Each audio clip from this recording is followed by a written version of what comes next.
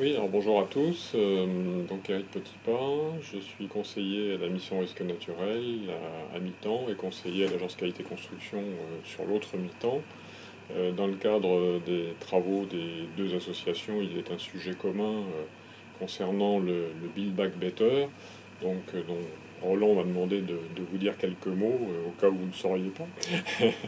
Donc, Build Back Better en traduction littérale, c'est reconstruire mieux, mais je dirais que l'acception française, c'est faire mieux et reconstruire mieux.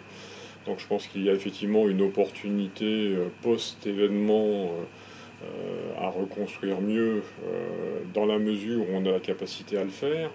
On voit par exemple au travers des événements comme Irma que ce sont des sinistres extrêmement lourds et que le territoire concerné a beaucoup de difficultés dans un délai raisonnable à refaire mieux. Donc on voit que le sujet du Build Back Better post est un sujet compliqué, surtout s'il n'a pas été anticipé. L'autre version, l'autre vision du Build Back Better, c'est effectivement de faire mieux et de profiter de toute occasion pour faire mieux. Donc c'est faire mieux effectivement à la construction du bien, au moment où on construit pour la première fois le bien, mais ça veut dire qu'on s'inquiète de l'ensemble des aléas qui environnent ce bien et on en tient compte dans la conception du bien.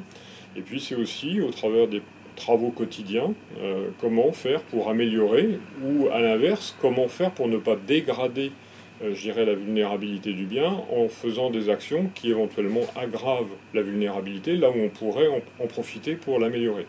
Mais là aussi, il conviendrait d'avoir, je dirais par exemple, des dispositifs de diagnostic qui permettent effectivement à chacun, ou qui permettent également à la sphère professionnelle, des artisans, des entrepreneurs, d'évaluer quelle est l'action qu'ils peuvent mener dans le cadre des travaux qui sont commandés par le maître d'ouvrage pour en profiter, pour améliorer, je dirais, la vulnérabilité, ou diminuer plutôt la vulnérabilité du bien. On peut prendre quelques exemples. Au travers, par exemple, de la rénovation énergétique, on remplace une chaudière qui a 25 ans par une chaudière à haute performance énergétique.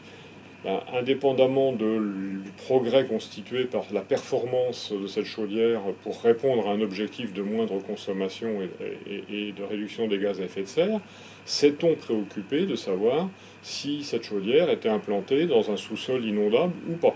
Et donc, oui à la rénovation énergétique, mais au passage, est-ce qu'on profite de cette rénovation pour examiner le fait qu'on améliore je dirais, la résilience du bien à l'occasion de ces travaux de rénovation énergétique? C'est un exemple et on peut en citer beaucoup d'autres.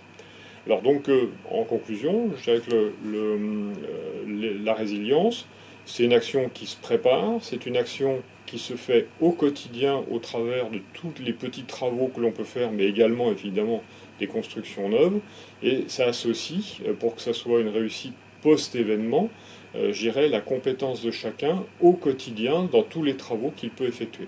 Donc il faut a priori embarquer tout le monde du bâtiment dans ces travaux, le monde des concepteurs, pour que chaque partie d'ouvrage qui est réalisée dans le cadre des travaux du quotidien ou des travaux neufs tienne compte de cette vulnérabilité et intègre la vulnérabilité aux différents aléas afin que les biens résistent mieux à ces différents aléas.